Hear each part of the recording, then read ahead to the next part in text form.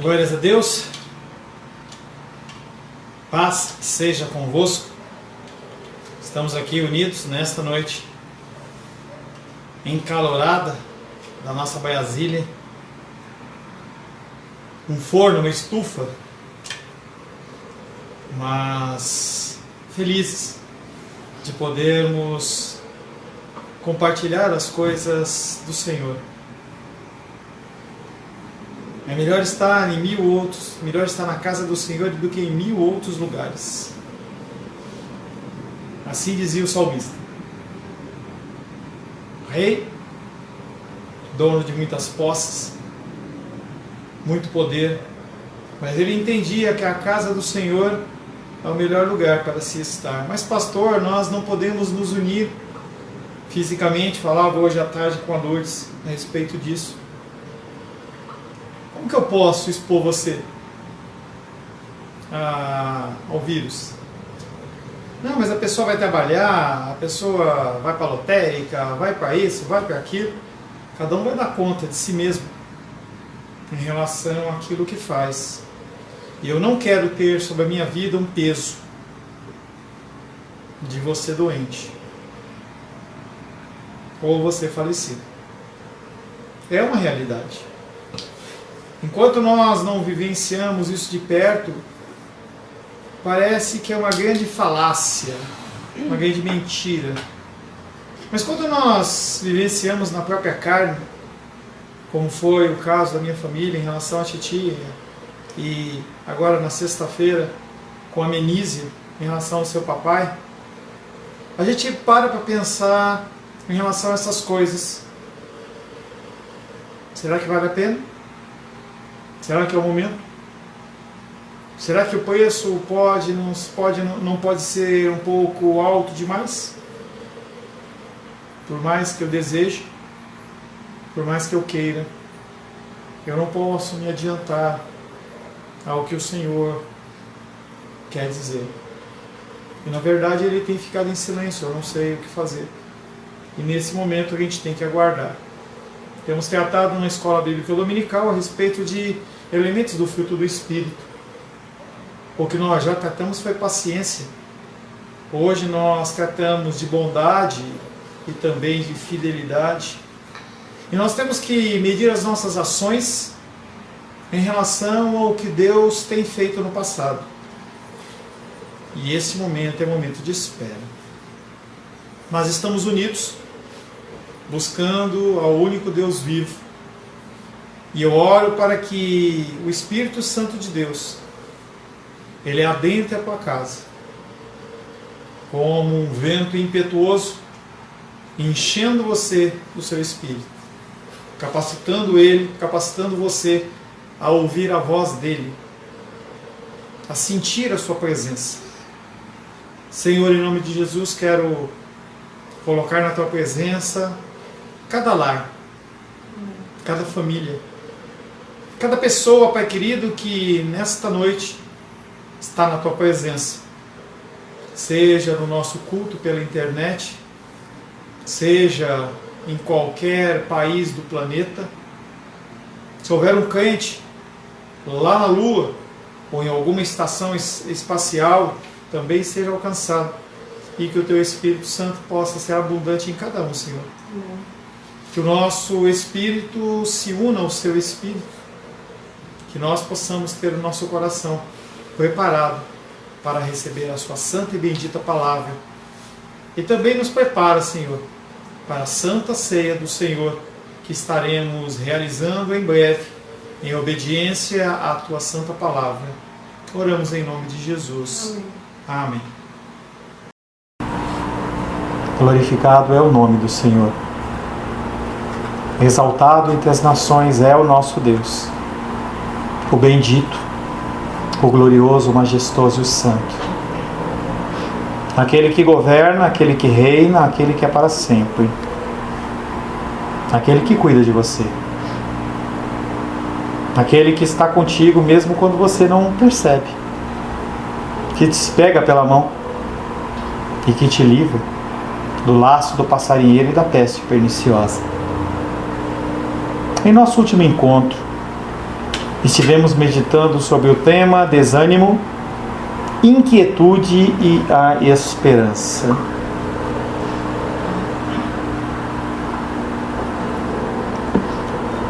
Todo o nosso discurso, ele tem que, primeiramente, expor o pecado, mas nós não podemos deixar de trazer a esperança. Por isso que é desânimo, existe na minha vida e na sua vida. Inquietude, existe na minha vida e na sua vida, mas também há esperança. Temos vivido uma intensa onda de calor. Termômetros marcando temperaturas acima de 40 graus e pessoas literalmente se arrastando nas ruas. Apesar de parecer uma cena de um filme apocalíptico, é assim que tem vivido a humanidade. As pessoas, elas têm se arrastado.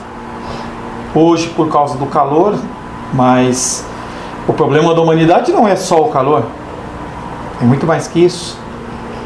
Vivemos à espera do novo conflito nas ruas, dificuldades sociopolíticas, econômicas. Tudo isso e muito mais tem levado o ser humano ao desânimo e à inquietude. Eleições se aproximam, exceto aqui em Brasília, e as pessoas, elas estão desanimadas. Elas não sabem em quem confiar. Mesmo que alguém se levante com uma bandeira verdadeira, não recebe mais crédito. Mas será que apenas as situações temporais, elas são capazes de mover o nosso coração do júbilo à prostração? A você ficar caidinho? Ficar lá largadinho? O verso que ficou da semana passada é Salmos 42, verso 5, que diz: Por que estás abatido, ó minha alma? Por que te perturbas dentro de mim? Espere em Deus, pois ainda o louvarei, Ele, meu auxílio e Deus meu. Nós conversamos, temos há 3 domingos conversado, ainda tem mais hoje, se Deus assim o permitir, na semana que vem a gente vai estar terminando. Davi está estabelecendo um diálogo com a sua própria pessoa. Parece conversa de bêbado, mas não, ele está falando consigo mesmo. Davi sabia que o motivo para o abatimento é algo muito maior e muito mais complexo do que uma situação temporal. Temos trocado os padrões da palavra. A palavra em muitos lares, em muitos lugares, não tem mais sido referência. Estava mexendo na internet, eu acho que eu já falei isso, mas eu falo de novo porque tem a ver. E aí o Ratinho, não que eu assista Ratinho, mas lá no YouTube apareceu lá, ele falando que os padrões, eles estão todos bagunçados. Não sei se o Ratinho é crente, se não é crente, se ele é católico ou romano, eu não sei. Mas ele disse algo que você já deve ter ouvido, que é: o dito padrão do homem para o mundo é uma mulher. O padrão da mulher mais sexy é um homem. O dito homem mais íntegro estava preso. E até um homem que é chamado de João de Deus, estão dizendo que ele é do capeta. Padrões. Os padrões, eles estão bagunçados. E nós não sabemos aonde nos apoiar. A gente não sabe se a gente pisa naquela pedra e aquela pedra, ela vai ser firme ou ela vai afundar. Nosso coração, diante de tantas coisas, se abate, se desanima e se inquieta. A solução que o ser humano não quer, mas que é a única solução, é a confiança em Deus. Nós temos tratado na escola bíblica dominical sobre isso. E você fica dormindo. E aí no momento da luta e dificuldade você fala: Deus me livra. Ele já trouxe o ensino, mas você preferiu dormir, preferiu fazer qualquer outra coisa. Mas graças a Deus, pela sua misericórdia, que Ele tem nos capacitado a gravar. E você que perdeu, você tem a oportunidade de assistir hoje pela manhã no primeiro período. Nós trabalhamos sobre bondade de Deus. E no segundo período nós iniciamos falando sobre fidelidade. Tema extremamente atual para a sua vida nos dias de hoje. Você tem que entender que você não está abandonado. Você não está largado. A solução que o ser humano não quer, mas que é a única que apresenta a solução verdadeira, é a confiança em Deus. que nós possamos buscá-lo a Ele com súplicas e ações de graça. Estou falando já alguns domingos sobre ações de graça. Você tem que buscar a Deus reconhecendo o que Ele já fez. Não olhando com mãos vazias, mas com os bolsos cheios.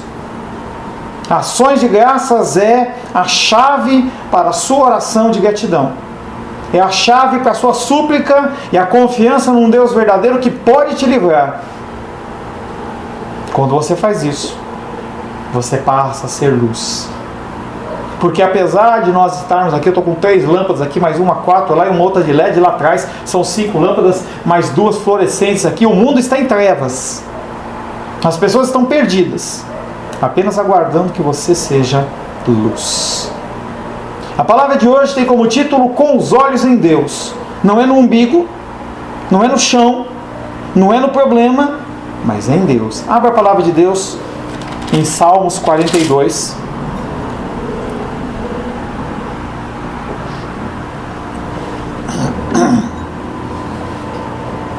Salmos 42 diz assim: ao mestre de canto, salmo didático dos filhos de Corá ou de Coré. Como suspira a corça pelas correntes de águas, assim por ti, ó Deus, suspira a minha alma. A minha alma tem sede de Deus, do Deus vivo. Quando irei e me verei perante a face de Deus? As minhas lágrimas têm sido o meu alimento dia e noite, enquanto me dizem continuamente: o teu Deus onde está? Lembro-me dessas coisas, dentro de mim se derrama a alma, de como eu passava com a multidão do povo e os guiava em procissão à casa de Deus. Entre gritos de alegria e louvor, multidão em festa. Por que estás abatida, ó minha alma? Por que te perturbas dentro de mim? Espera em Deus, pois ainda louvarei a Ele, meu auxílio e Deus meu. Sinto abatida dentro de mim a minha alma. Lembro, portanto, de ti nas terras do Jordão, e no monte Hermon e no outeiro de Mizar. Um abismo chama outro abismo ao fragor das tuas catadupas. Você vai descobrir o que é uma catadupa. Todas as suas ondas e vagas passaram sobre mim. Contudo, o Senhor, durante o dia me concede a sua misericórdia, e à noite comigo está o seu cântico, uma oração ao Deus da minha vida. Digo a Deus, minha rocha: por que te olvidaste de mim? Por que hei de andar eu lamentando sob a pressão dos meus inimigos? Esmigalham-se-me os ossos quando os meus adversários me insultam, dizendo: o teu Deus onde está? Por que estás abatido, a minha alma? Por que te perturbas dentro de mim? Espera em Deus, pois ainda louvarei a Ele, meu auxílio e Deus meu. Palavra do Senhor. Senhor, em nome de Jesus, agradecemos mais uma vez pela leitura da Tua santa e bendita palavra. Nós somos famintos pela Tua palavra, sedentos pela água viva. E eu me coloco na Tua presença, Pai, como instrumento do Senhor. Não tenho capacitação, não tenho, Pai querido, autoridade, não tenho nenhum conhecimento, mas eu dependo do Senhor. E eu sei que o Senhor tem uma palavra verdadeira para nós nesta noite, uma palavra que vem do Teu altar para os nossos corações. Que nós sejamos aptos em discernir a palavra e aplicá-la nas nossas vidas. Oro em nome de Jesus. Amém. Não é a mesma. Acabou a bateria? Tá. A palavra de Deus com os olhos. A palavra de Deus com os olhos em Deus. É interessante que a palavra dele é para a gente, não é para ele. E esse momento é o momento em que ele deve falar ao seu coração. Nós podemos olhar tantas coisas. Nesse calor, nós olhamos para os termômetros. Parece que é uma satisfação. Olha, aqui na minha região está mais quente do que na sua. Eu estou sofrendo mais, que legal. As pessoas olham para tantos lugares, para tantas situações, e tão pouco para Deus. Nós conseguimos vaguear os nossos olhos para tantas situações. Conseguimos ficar na frente da televisão 3 horas vendo um filme. Mas na presença de Deus parece que os nossos olhos eles vagueiam. Toda sorte de coisas. Nós estamos perante magistrados, nós prestamos atenção neles. Nós estamos nas nossas escolas, nós prestamos atenção neles. Mas quando estamos na presença do Senhor, nós ficamos com objetos mexendo, olhando, vagueando, como se nós não estivéssemos na presença do grande Deus vivo. E quando as lutas e dificuldades vêm, esta falta de hábito faz com que nós continuemos olhando no vazio, sem saber aonde nos apoiarmos. O primeiro verso que nós vamos meditar de 2 é o Salmos 42, verso 7, que diz: um abismo chama outro abismo, ao fragor das suas catadupas. O que é catadupas? Todas as suas ondas e vagas passaram sobre mim.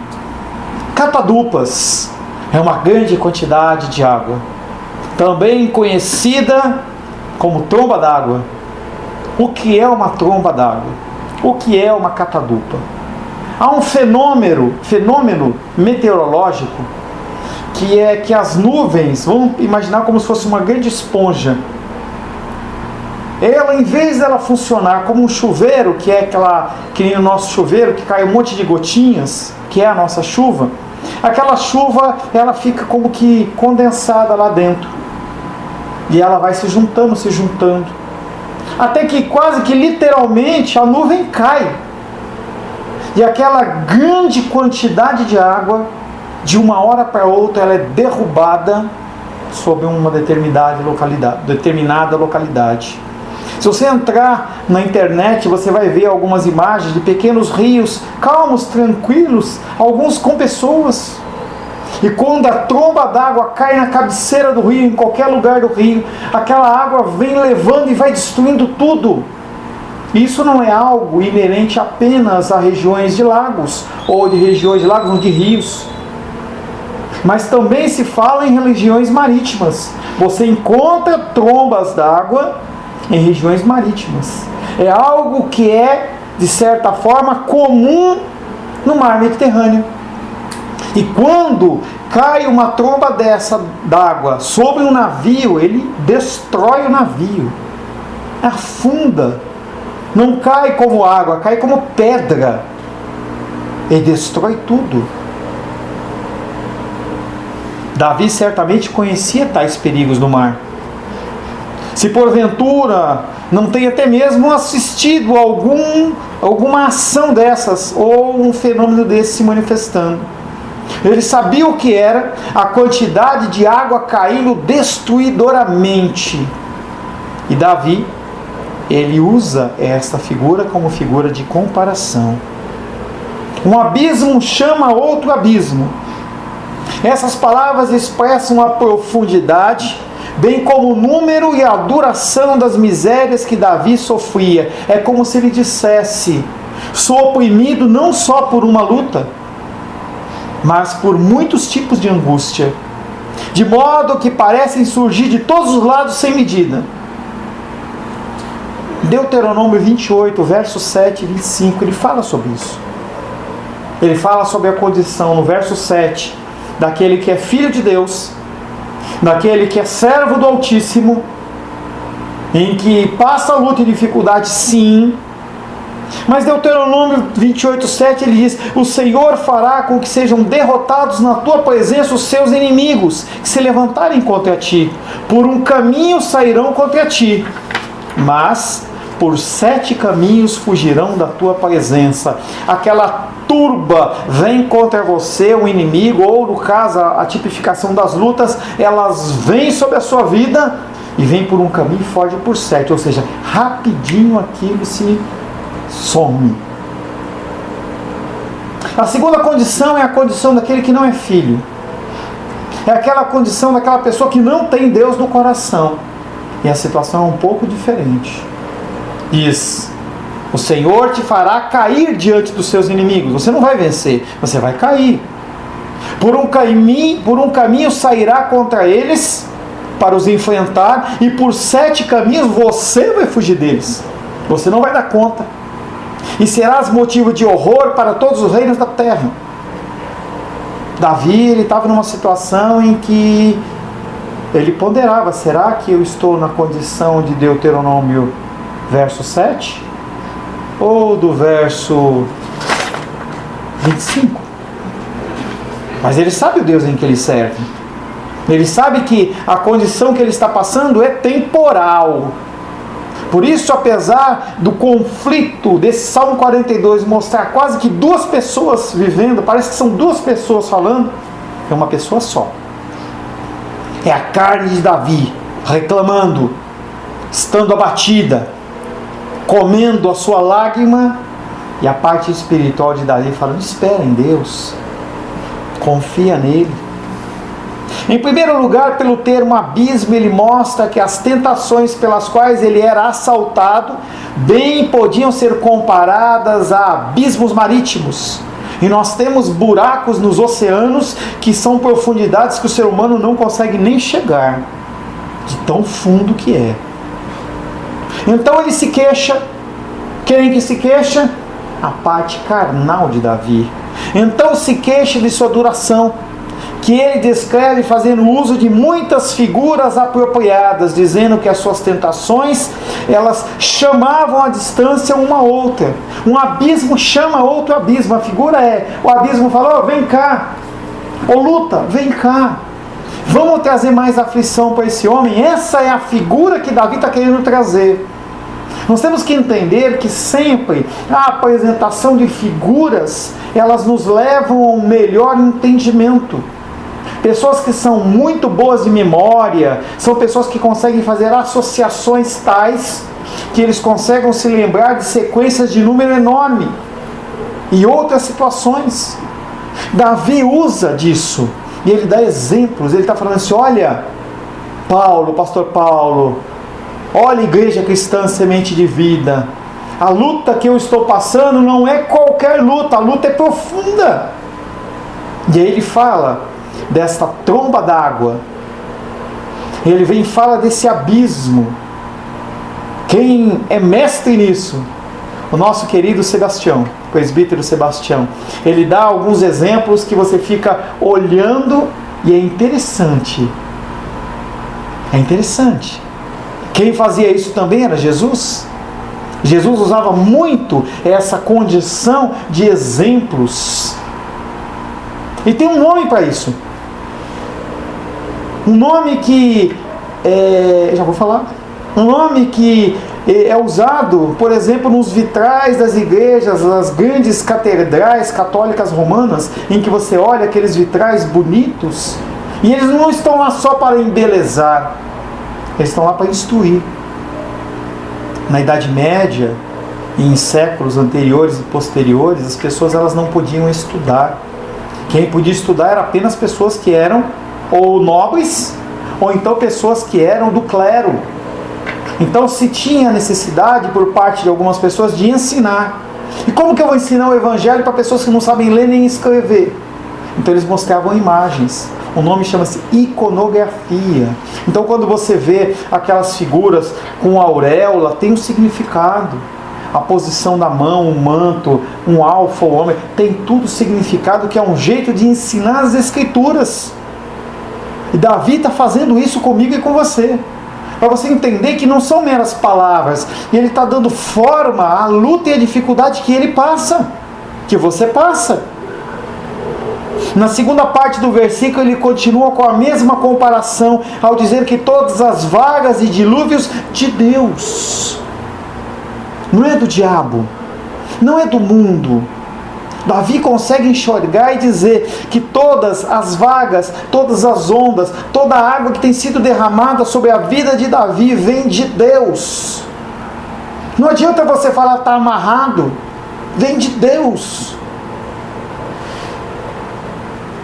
Na segunda parte do versículo ele mostra essa figura. Se você já foi em um lago, se você já foi em especial no rio ou no mar, você vai entender isso. Quando a onda vem e passa por cima de você, a condição é a condição de quase afogamento. E Davi está falando, essas ondas estão passando sobre a minha cabeça, eu não consigo respirar. Está difícil.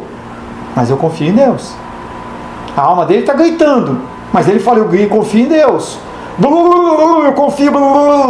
Está se afogando, mas ele fala que confia em Deus. Com isso ele quer dizer que tinha sido subjugado. E assim dizer, tragado pelo acúmulo das aflições. A sua carne está gritando. Eu não aguento mais. Quantas vezes você me liga e fala, eu não aguento mais. Eu quero chutar tudo para cima. Eu quero pegar uma muda de roupa e sumir no mundo. Quero deixar tudo para trás. Nem sei se eu volto. Depressões e aflições. E o mundo, ele está imerso nisso. Porque conforme você se afasta de Deus, mais você fica depressivo e mais você fica aflito, porque você não consegue sair dessa situação de afogamento. Lucas capítulo 22, verso 44, fala de Jesus numa situação como a de Davi, mas com uma ação diferente.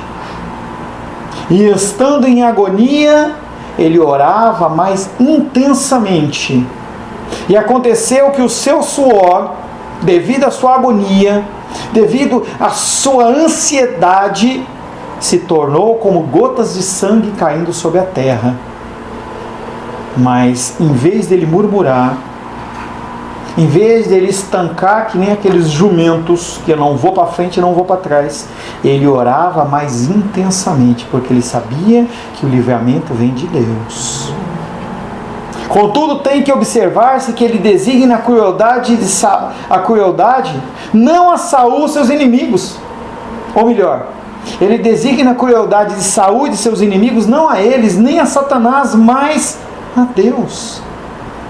As lutas e dificuldades que nós temos passado, elas não procedem do diabo, e sim de Deus.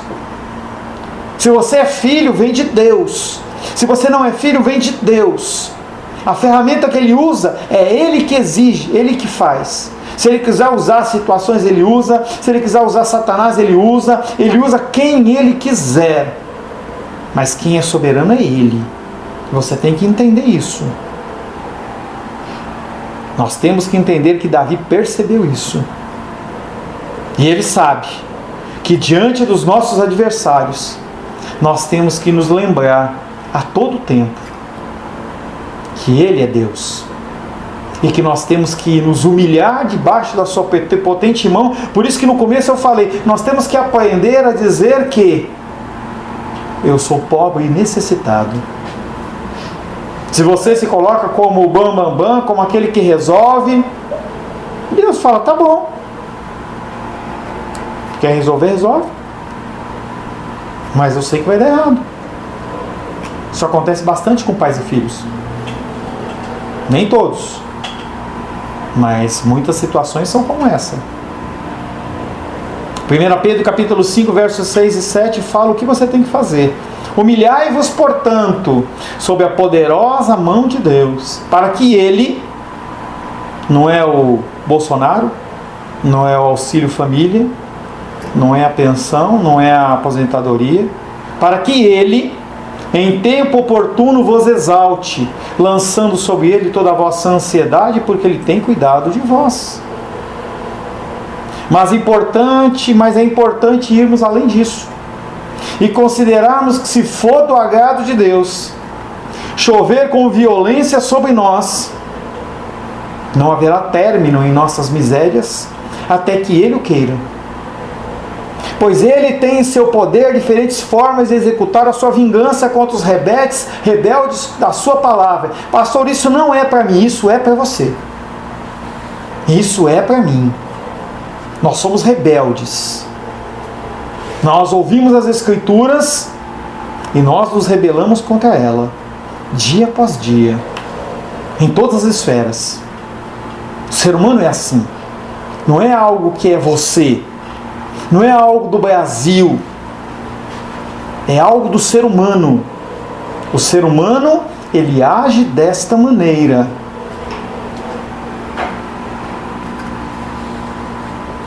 Quando a sua ira é acesa contra os homens, não haverá apenas um único abismo a tragar-nos, mas abismos convocando abismos. Quando a ira de Deus se levanta contra você, pela sua rebeldia, não para a sua destruição, porque Ele diz que Ele não dá nenhum fardo que você não possa suportar, mas como você é filho, Ele vai até o teu limite para te corrigir.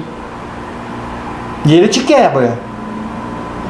E Ele faz o que for necessário para trazer você de volta ao caminho correto. Mesmo que você ache que no meio da luta e dificuldade, quem está agindo é o diabo.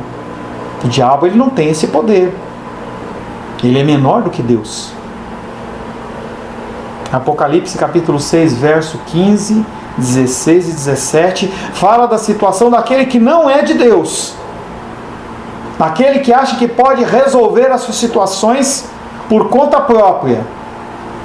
Os reis da terra, os grandes, os comandantes, os ricos, os poderosos, todo escravo e todo livre, se esconderam nas cavernas e nos penhascos dos montes, e disseram aos montes e aos rochedos: caí sobre nós não aguentamos mais.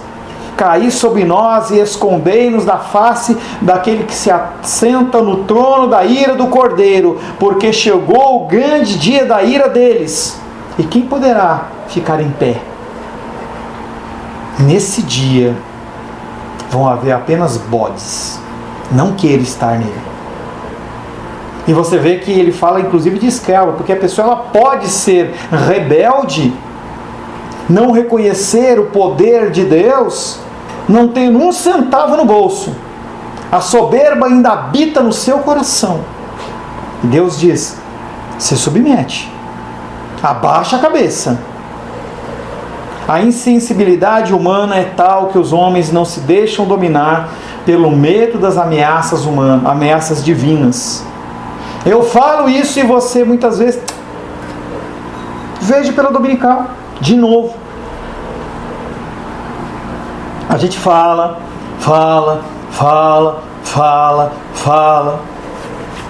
E você?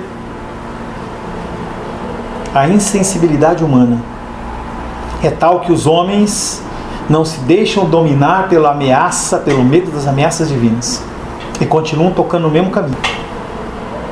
As pessoas continuam achando que o domingo é delas.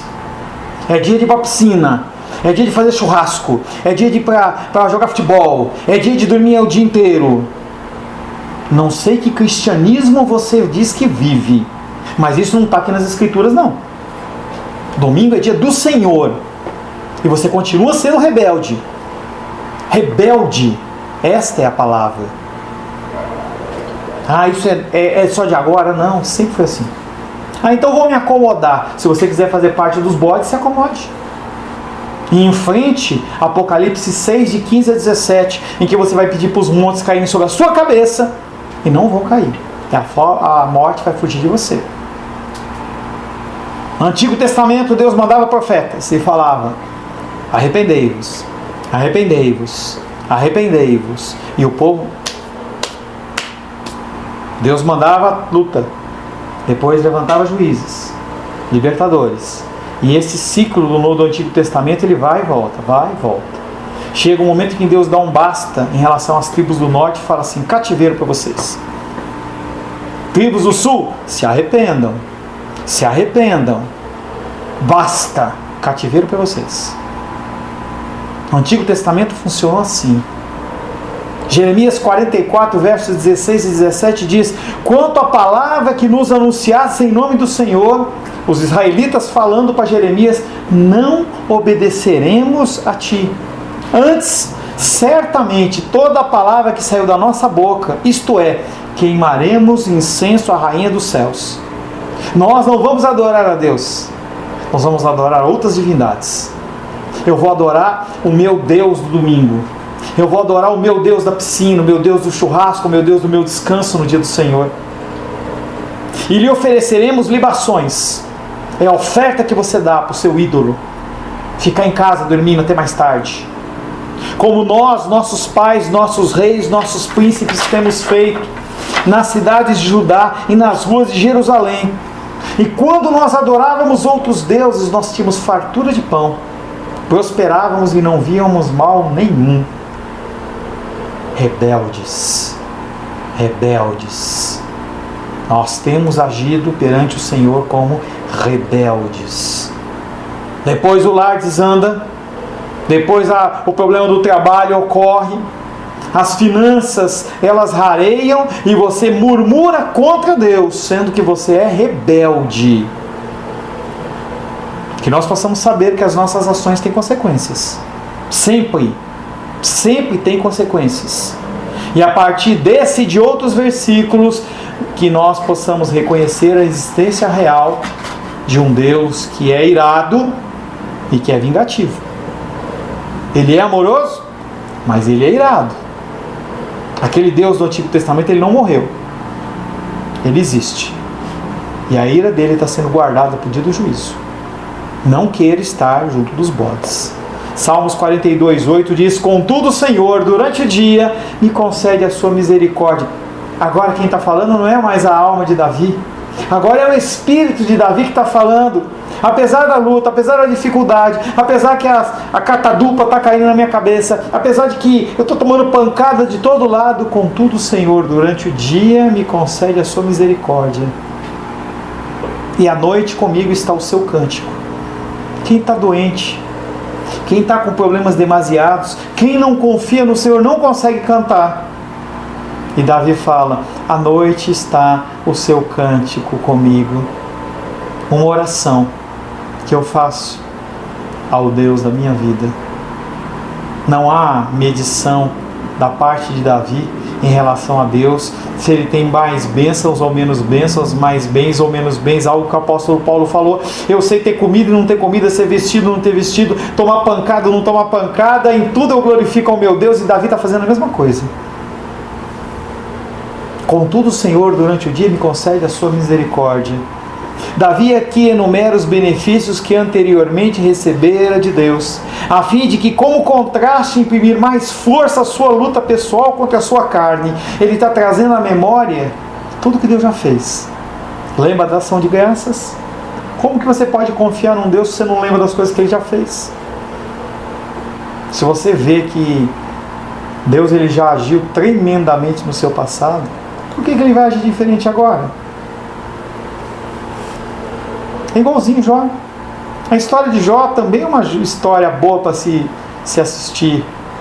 Em que aquele homem, ele era farto de bens, família, muitos filhos, saúde impecável. Todas as noites, ou algumas vezes por semana, ele matava o bichinho lá para pedir perdão ao Senhor. Eu não sei se meus filhos agiram mal, então eu já estou pedindo perdão. Ele pedia antecipado perdão. E aí ocorre que num dia ele perde todos os seus filhos. Morrem todos. Pá. Todos os seus bens são ceifados. E a sua saúde vai para o chão. E a palavra de Deus diz que ele pegava caco de telha e ele se coçava. Se coçava.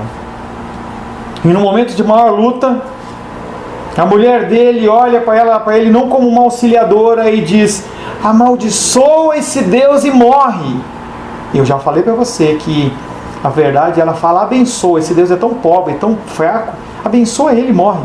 E ele responde: então a sua mulher ainda conserva, ou melhor, então a sua mulher lhe disse: ainda conservas a tua integridade? Abençoa Deus e morre. Mas ele respondeu: falas como uma doida.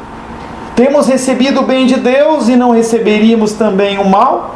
Em tudo isso não pecou Jó com seus lábios. É interessante as viradas das vidas, da nossa vida. Por muitos anos mesmo, a titia nos abençoou financeiramente. Ela era a maior mantenedora do meu ministério. E ela se foi. Foi um tempo em que nós pudemos viver muito bem. E agora? Meu coração fica ansioso. Fica angustiado. O que fazer? O que vai acontecer? E aí meu espírito se levanta e diz: espera em Deus. Confia nele. Ele vai fazer. Ele já fez e vai continuar fazendo. Ele só vai mudar de onde vai vir a bênção. A chuva, não a catadupa, mas a chuva que refresca, vai vir de outro lugar. É outro lugar. E o infiel? E o rebelde? E o pecador? Aquele que não é filho, ele reage diferente.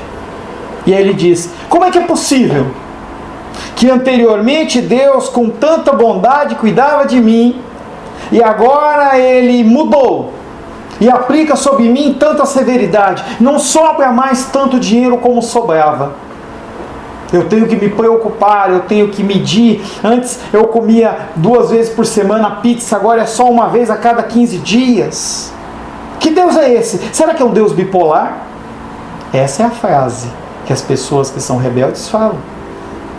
Elas sabem receber o bom de Deus, mas o mal de Deus não. Sendo que o mal não é mal, é mal aos nossos olhos. Porque a palavra de Deus diz que Ele sabe o que Ele faz. Ele sabe que os pensamentos dele são diferentes do nosso. E Ele faz tudo para a coisa funcionar de uma maneira certa. Pelo fortalecimento da sua fé, Davi aguça a memória para os benefícios que já havia experimentado por ouvidos de Deus. Ele lembra do que Deus já fez. Ele lembra de Golias, quando ele matou Golias com uma pedra. Ele lembra quando ele não era nada e ele foi chamado para ser genro do rei. Ele lembra quando ele enfrentava os filisteus e ele, com o seu exército, saía dominando e acabando com tudo. Ele lembra disso. Pelo fortalecimento da sua fé, ele aguça a sua memória. Não obstante, penso que ele aqui se assegura do livramento futuro. Eu não consigo ver. A situação, ela está complicada, mas eu sei que meu Deus está no controle. Em algum momento ele vai agir.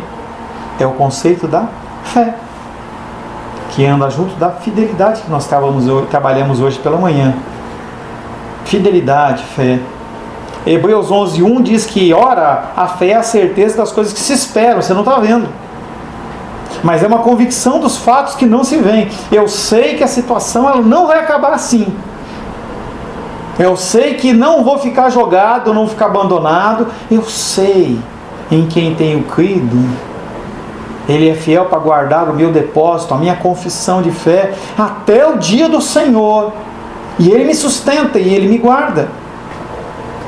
O argumento de Davi visa a um único propósito. Por que não esperar por Deus? O que ele está falando para mim, para você, por que não esperar que Deus seja misericordioso? Por que não esperar que a sua bondade se manifeste em meu favor, em seu favor?